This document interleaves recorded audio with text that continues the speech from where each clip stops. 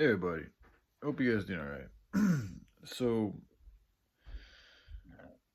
uh, like I feel like a particular person is wondering why, why I've held back, and I think this is actually it it's dawned on me recently. Like, yeah, just recently. I mean, it's kind of always been there, but with a little bit more frequency, I'm starting to see like a particular person. She feels offended by me. Like, there's something that I've done that's offended her, or hurt her, or disrespected her, or slighted her, something that I did, then she perceives to be disapproval. Like, it's not something she's cool with. Like, there's, and I think it has to do largely with my lack of involvement, and then she takes that as a slight towards herself. And I mean, I guess the reason why I feel that way, because first of all, it's not like I'm not ignoring her. Like, it's not that I don't want to talk to her or anything like that. It's more to do with inside myself. Like, it's me. Like, it's I haven't, just with her especially. When I think I've misperceived her a little bit. I don't think she is as uptight as I look at her as being.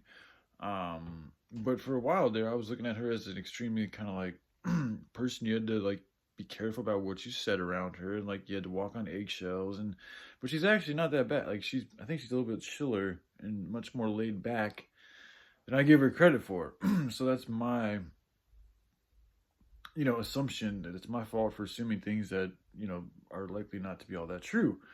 But that's part of the reasoning why I held back and I stayed back, and I wasn't as involved as I probably should have been, is because it's a number of things. That's part of it, is me being concerned about how she's gonna perceive me, and not so much about the fear of the rejection as much as also just like I want to be able to make her happy. So I don't want to like try to talk with her when I ain't even feeling like inside myself that I could do something to make her smile or feel good or have a pleasant conversation. Like, if I'm not in a good mood myself, then like what's the chances of me being able to have a good conversation with somebody else? And for the majority of my adult life, I've been suffering from addiction, and like the highs and the lows that come with being, addiction. And not all addicts are the same, but like for me, like, I was never the type to go party, never the type to party with other people. Like, as far as like using and shit, like I always kept it inside my own little house and did my own little thing. Now in Phoenix, growing up, it was a little bit more open, and we smoked a lot of weed and drank a lot of beer and shit together with friends and shit. But once I moved to Oregon,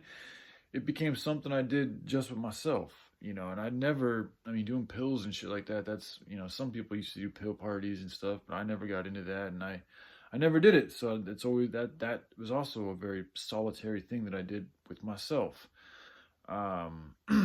And so anyways, yeah, I've been dealing with this fucking darkness, this storm inside of myself for a while now, and in having this, it's left me like feeling kind of like an outsider, not really feeling all that good about engaging with people, because like they're smiling and talking and dancing and having seemingly like a good time, and it's like I'm sitting here with this pain that I can't even really identify, and so it makes it hard for me to join in with the merriment of the moment, because I've been so consumed for so long with my own fucking self destruction and pain.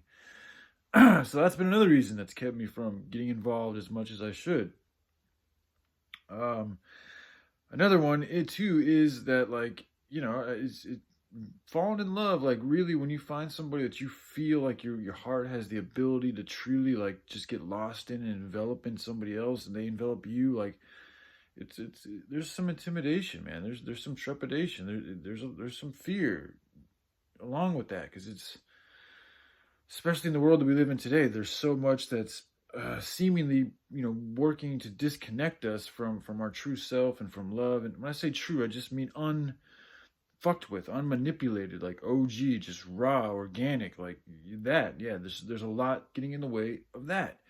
And so because of that, we've grown up in this fractured fucking lifestyle of like just all these different influences and passions from all over the place, and it can get distracting and get kind of confusing, and like what feels good and what resonates and da da da da da da. And so it's like I don't know, I guess maybe all that constant, like, going from this to that to that to this to this to that, and getting like little specks of things that interest you, but finding, I mean, and hopefully you continue to hone in on that which really holds your passion.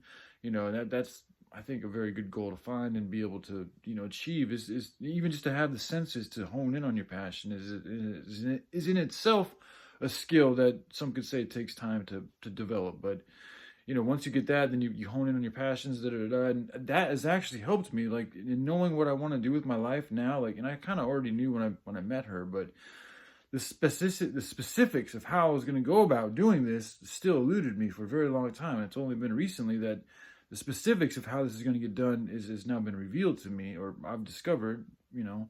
So that has allowed me to feel better about things, because now I feel like I have an actual game plan that I can share with people, that they can look at and like, okay, well, this theoretically could happen. If these things happen in this order, then this result is plausible based on the factors that lead up to this result. This equation looks sound.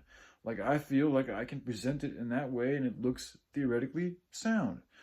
So that gives me more of a foundation to work from as far as being a man and my ability to provide for a woman and myself. So that gives me more confidence in my ability to really be a man, and thus to be a man for a woman.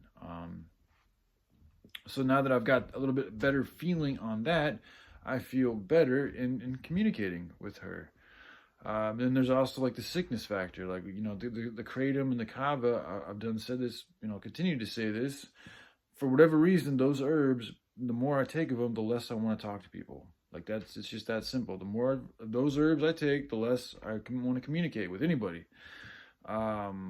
So for a long time, the past 5-6 years, I've been taking, kratom, large amounts of kratom and kava pretty much every single day, all the way throughout the day, the whole day. And so because of that, I'm definitely, that's putting me in an isolated mind state where I don't want to do anything or talk to anybody or be a part, like, just, it's miserable. So that's been a factor. Just my abuse, my herbal abuse, has kept me also away from wanting to engage with anybody, not just her, with the rest of my friends and everybody. So family too, even Little Bear. Even myself. Like, you guys saw me. I've made videos where I wake up crying and shit because I can't So that's kept me away. And so, yeah, now that I've found my purpose and how I'm specifically going to, go through and deliver that purpose to the world, and how it's going to actually provide for, revenue and and all those types of things. Like, now that I have that, I've got my health in a good order. Like, I know what I want in my life. I'm not taking the kratom with the kava anymore. So, like, yeah, there's a few things in my life right now that I've turned into a healthier direction. So I feel in a better place to fucking, communicate. But at the same time, like, with all this going on, I've still this whole time had this steady it's like a radiating, like, emanating feeling of wanting, wanting to care for her, and just like this, like, knowing this person, and like, just like this, and just, yeah. So I've always felt that in me, like, the desire to want to connect to her has always been there. It's always been there, and it's with everybody too, but with her, it's been the strongest. So I've always wanted to continue to keep that alive, even if it's just by writing heart energy to a particular person, like doing that over and over. I know it's not the most, but it's at least something to let her know that my care for you is still alive. Like, it's still there. It's not to where you want it to be, but it's there. It has not gone away. I mean, it has not died. It is still alive. It may not be at a very powerful level at the moment, but it's there, and I wanted to just let her know that, I still care. I still feel these feelings for you. Even though I'm not in the best place to actually do something with these feelings, like, they still exist. So, yeah. All right. I think that's good for now. All right. I love you guys. Y'all take care. Bye.